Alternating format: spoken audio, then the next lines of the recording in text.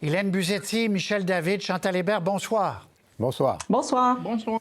Alors, rarement, et j'en ai vu quelques-unes de ces conférences de presse, rarement j'ai vu autant de politiciens de bonne humeur ce matin, tous niveaux confondus, municipal, du Québec, du fédéral, il y avait beaucoup de ministres, bon, on a tout vu ça avant. Là, M. Legault a dit quelque chose dans l'entrevue en disant « ça ne passera pas comme une lettre à la poste » parce qu'on le sait, il y a beaucoup d'argent public. À terme, jusqu'à 7 milliards d'argent public, là, c'est beaucoup d'argent, en effet. Est-ce qu'il y aura une grosse vente à faire, selon vous? Hélène, je commence avec vous.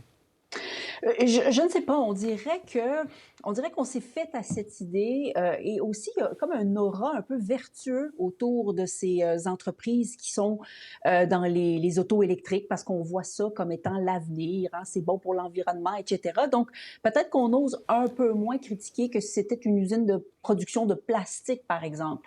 Mais n'en reste pas moins, Patrice, que les sommes, elles sont pharaoniques. Vous parlez du 7 milliards de Nordvolt, mais si on ajoute les milliards de Volkswagen et de Stellantis, qui sont les deux autres gros deals en matière de la voiture électrique, on est à 35 milliards de dollars. C'est immense.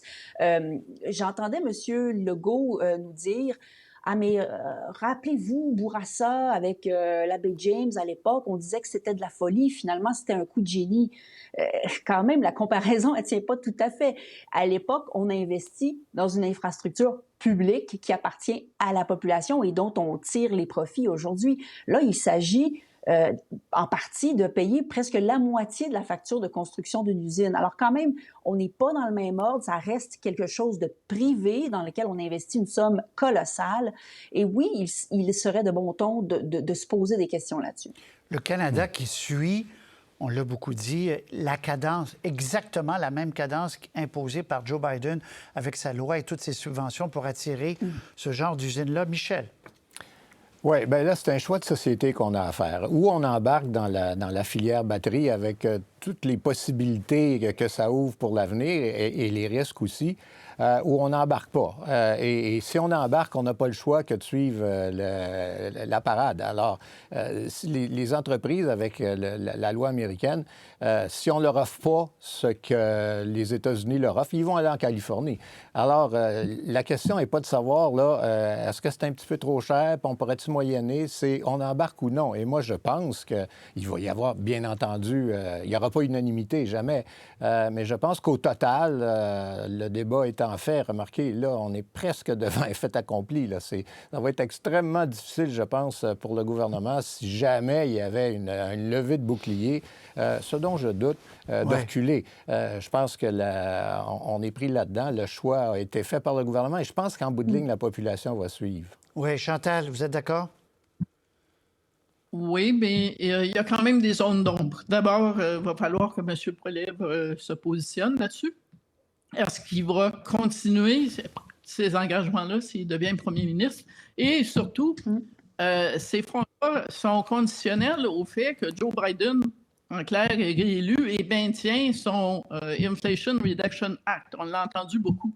Qu'est-ce qui arrive si Donald Trump arrive et qu'il dit « ça ne m'intéresse plus de mettre de l'argent dans cette filière-là » Donc, le contrat et les engagements gouvernementaux sont quelque part libérés. Mais moi, je pense que la bataille ne sera pas sur ce projet-là.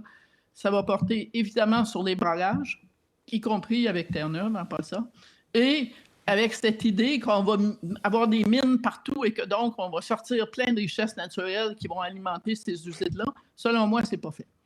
C'est intéressant parce que, d'abord, on va écouter M. Legault sur le côté gros et de bonne humeur là, dont je vous parlais. Je pense que ça rend bien ce que je vous disais. On écoute M. Legault, puis après, on va aller vers les barrages, justement, dans la discussion. Mais d'abord, M. Legault.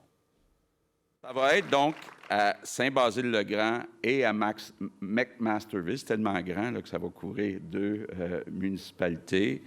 Là, ils m'ont corrigé mon texte 4 fois. Là. Y a-t-il 4 usines ou une usine avec 4 unités? En tout cas, bref, c'est gros en tabarouette. Au Canada, au Québec, on a les meilleurs travailleurs au monde. Ce sont les mieux éduqués dans l'OCDE On a des programmes sociaux pour s'assurer que la classe moyenne reste forte et en santé. Partout à travers le monde, ils font face à des pénuries de main-d'œuvre, comme nous aussi. Mais les gens regardent notre capacité d'accueillir des gens de partout dans le monde. Ils savent qu'on va pouvoir répondre à la demande et aux exigences de l'avenir. C'est des raisons pour lesquelles les compagnies continuent à choisir le Québec et le Canada. Je vais aller vers les barrages, mais là, je vais vous faire un tournant, si ça ne vous fait rien. Je commence avec vous, Chantal. Sur le plan économique, pour ces projets-là, M. Legault et M. Trudeau, aujourd'hui, c'était flagrant, là, c'était Justin, puis le courant, c'est un jeu de mots facile, mais le courant passe. Chantal. Oui, le courant passe et on croirait que M. Legault a souhaité à genoux à l'oratoire la réélection de Justin Trudeau aux dernières élections. C'était le contraire. Mais ce que moi, j'ai trouvé frappant dans le marketing d'aujourd'hui, parce qu'il y en avait beaucoup quand même, c'est comment on a transformé ça en opération entre Québécois, puis à la limite aussi entre francophones, c'est-à-dire le PDG qui parle français, impeccable. C'est déjà une grosse étape dans le projet de vente. Le fait que Mme Freeland, la ministre des Finances, qui a fait des démarches là-dessus, n'a pas vraiment été invitée là. C'était plutôt François-Philippe Champagne, puis évidemment François Legault et Justin Trudeau. On a même salué, je ne suis pas sûre s'il était là, mais on a même salué Yves-François Blanchet. Alors en clair, c'était la famille s'entend pour vous dire que ceci est bon pour vous. Soyez contents. Oui, Michel. Amen. Courant qui passe, en effet. Mais M. Legault, quand je lui ai posé la question, il dit, vous savez, on verra, mais on sent qu'avant de dire voter pour Poilievre, il va y réfléchir à 2 fois. Là. Oui, d'autant plus qu'il vous a dit aussi, ben oui, mais la dernière fois, M. O'Toole m'avait promis que j'aurais des pouvoirs en matière d'immigration. Jusqu'à présent, M. Poilievre n'a pas promis grand-chose. Et j'ai pas l'impression que c'est son intérêt tellement non plus là, de courtiser le Québec au point d'indisposer l'électorat ailleurs au pays. Alors, je pense que M. Legault, cette fois-ci, doit se dire, dans le fond, je sais peut-être aussi bien de m'entendre avec Trudeau parce que l'autre ne m'offrira rien de plus.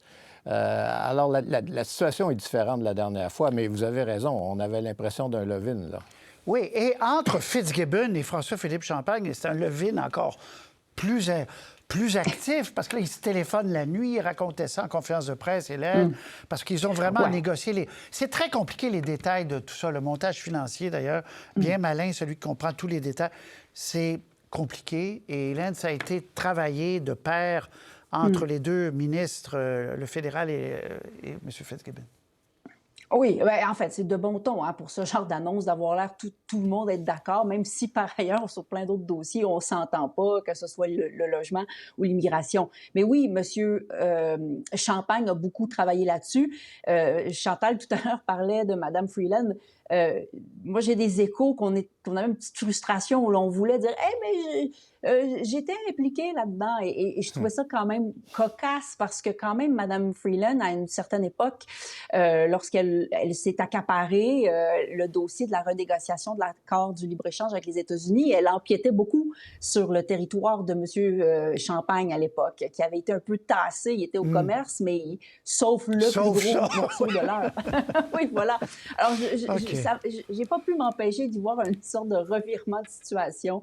Il devait savourer sa victoire, mais c'est vraiment une année Champagne cette année. Hein. Il y a eu ces grosses annonces-là. Il est beaucoup sur la question du prix de l'épicerie, même sur l'intelligence artificielle aussi. Alors, c'est une grosse année pour lui. Bon.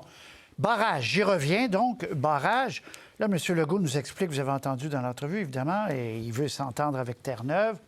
Mais même s'il s'entendait sur un accord parfait avec Terre-Neuve, c'est-à-dire rouvrir avec Churchill Falls et hausser le prix, s'entendre sur un nouveau barrage à Gull-Allen, il dit, même ça, j'aurais envie d'en faire d'autres parce que des projets comme Nordvolt, j'en veux beaucoup, beaucoup, beaucoup. Alors, Terre-Neuve n'est pas une voie qui ferait en sorte qu'il n'y aurait pas de nouveau barrage, Michel David. Dans son esprit. Non. Bien, écoutez, M. Legault, ça fait un bout de temps. Souvenez-vous, il y a quelques années, il parlait déjà de faire des nouveaux barrages. À l'époque, il voulait proposer une espèce de partenariat à l'Ontario. M. Ford n'a pas embarqué là-dedans. Alors, l'idée qu'il y ait des barrages, là, je pense que c'est depuis toujours dans la tête de M. Legault. Là, je pense que les actions de M. Furey à Terre-Neuve montent de semaine en semaine. Alors, est-ce qu'éventuellement le deal va être possible? Je ne sais pas. Mais je pense qu'il a toujours été clair dans l'esprit de M. Legault qu'il voulait des nouveaux barrages au Québec. 3-4 projets, nous a-t-il dit, avec les Inuits, avec les Cris, nonobstant un accord qui va sûrement arriver, Chantal, avec Terre-Neuve. C'est un peu inévitable. Ils ont besoin du Québec, le Québec a besoin d'eux. Oui, deux choses. D'abord, la marge de négociation de Terre-Neuve augmente parce que quand M. Legault dit on en a assez maintenant pour les projets qu'on a annoncés, ça veut dire Churchill Falls, ce qu'on reçoit de Churchill Falls est là-dedans. Donc, le premier ministre Furey n'est pas fou. Là. Ils ont besoin de moi à tout prix. Je me méfiais un peu parce que j'ai vu, et vous aussi, Jean Charest, qui avait fait une entente avec le Nouveau-Brunswick, son homologue, en 2009, une entente qui a foiré un an plus tard. On a donné toutes sortes de raisons d'affaires, mais dans les faits, il y avait eu un ressac au sein de la population à l'idée qu'Hydro-Québec devenait propriétaire de la compagnie d'électricité du Nouveau-Brunswick. Si vous pensez qu'il y a des a priori contre Hydro-Québec au Nouveau-Brunswick, c'est rien comparé à Terre-Neuve. Et à Terre-Neuve, si M. Legault veut vraiment faire une entente, il devrait aussi s'entendre avec les conservateurs dans l'opposition parce que les sondages montrent qu'ils sont en montée. Et ça peut devenir un bel enjeu électoral dans le sens de voter pour moi et je vais garder Hydro-Québec dans son coin après toutes ces années où ils ont profité de notre énergie. Alors, puis les nouveaux barrages, sérieusement, si M. Legault se présente vraiment en 2026 et qu'il est réélu, je ne suis pas sûr qu'il va être premier ministre quand on va en inaugurer un parce que ça prend du temps. Mais il va être invité. Oui, bien, écoutez, tant mieux s'il réussit à, en tout cas, amorcer la construction de 3 ou 4 barrages, mais je lui souhaite bonne chance. Le contexte actuel d'opposition presque systématique à tout projet énergétique, qu'il soit vert ou pas, fait en sorte que ces projets-là deviennent difficiles quand même à matérialiser. Mais néanmoins, il faut qu'on ait cette réflexion collective parce que nos ressources, en termes d'électricité, ça me nuise. Ici, moi, en Outaouais, j'ai lu un super article cette semaine dans Le Droit qui nous racontait qu'Hydro-Québec est venu faire des représentations au conseil municipal de Gatineau en disant, vous savez, s'il y avait un autre gros projet de résidentiel d'une centaine d'unités tout électriques, on devrait peut-être faire ralentir un peu les choses parce qu'on devrait revoir nos postes de distribution. Et à cause de ça, Hydro-Québec dit il faut continuer dans le biénergie. Donc, Hydro-Québec encourage les gens à conserver leur fournaise au gaz naturel parce que ça lui permet de réduire la pression. Récemment, Laval qui a dit qu'il allait mettre un moratoire sur les nouveaux branchements résidentiels sur le réseau de gaz. Hydro-Québec n'est même pas d'accord avec ça. Okay. Pourtant, on nous dit que c'est la voie à suivre environnementale, mais ils ne sont pas capables de suivre la cadence. Ça vous donne une idée d'à quel point on est serré. Alors, avec ce projet de Nordvolt, les voitures électriques qui vont se multiplier, on n'aura pas le choix de trouver d'autres sources. Peut-être que c'est ça qui fera diminuer les objections traditionnelles au nouveau projet de barrage, mais quand même, ça va être difficile. C'est pas simple, faire un barrage, on le sait, on le comprend. OK, 2 petites choses avant de vous laisser. Allons-y, parce que, Chantal, vous avez évoqué, Michel David, on va écouter, c'est très court, où il dit, là, je suis revenu, j'ai dit, vraiment, c'est sûr, il faut que vous disiez que vous restez, mais, puis il dit, non, je vous le dis, on écoute, il veut rester. Non, pas B. James, candidat 2026. Là, je suis en forme, puis honnêtement, là, si vous me posez la question, bien, je me représente en 2026. Pour vrai. Pour vrai. Non, mais pour vrai. Là, je suis en forme, j'aime ça, puis je trouve qu'on s'en va dans la bonne direction. Donc, je me représente. Bon, Michel, vous allez me dire, il faut qu'il dise ça. Il ne peut pas dire qu'il part. Mais il y a des façons de le dire. Je sais pas. Oui, non, vous avez raison. Bon, d'une part, s'il commençait à dire, bon, mais j'ai réfléchi, là, il y a une course qui commence demain matin à CAQ. Alors, il n'est pas pour dire ça.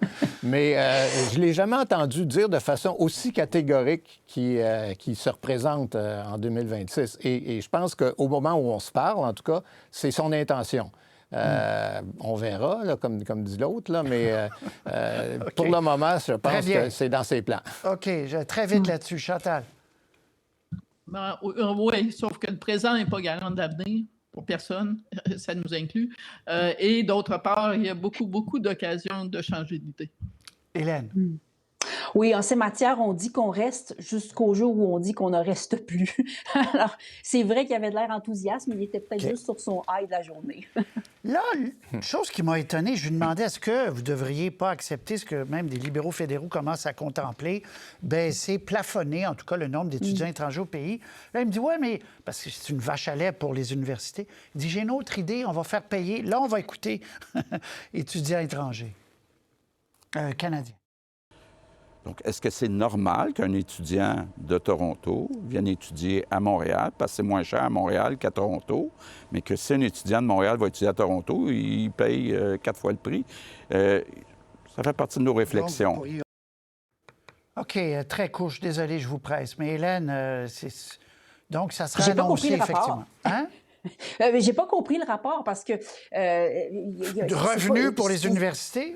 Oui. Alors, est-ce qu'il est en train de nous dire, si jamais je fais ça, je vais peut-être reconsidérer ma position sur les étudiants étrangers? Je sais pas. Mais il souffle chaud et le froid. D'un côté, il dit qu'en immigration, M. Trudeau a des plans fous, mais de l'autre, il refuse de plafonner le nombre de visas étrangers pour les étudiants, ou même il songe à augmenter les seuils à 60, voire 70 000. Alors, c'est pas tout à fait cohérent. Okay. Sur cette question des étudiants étrangers, d'ailleurs, j'ai refait une petite vérification cette semaine du côté de M. Miller et ça semble plus vraiment dans les plans que de revoir ce chiffre à la baisse. C'était pas... Chantal, étudiants canadiens, là, on parle des étudiants canadiens qui viennent au Québec. Bon, alors imaginez la bureaucratie pour trouver dans chaque province combien coûte chaque programme, parce que le 37 000 là, c'est pour étudier en droit à l'Université de Toronto, pas nécessairement pour étudier en droit à l'Université d'Ottawa en passant. Ça ne veut pas dire que ça coûte ce prix-là à l'île du Prince-Édouard.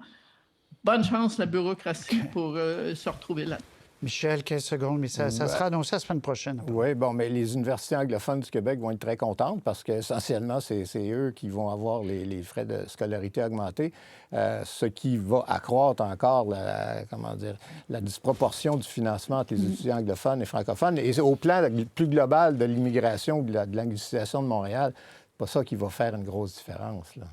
Hélène, Michel, Chantal, merci beaucoup. Bonne soirée. Au revoir. Au revoir. Au revoir.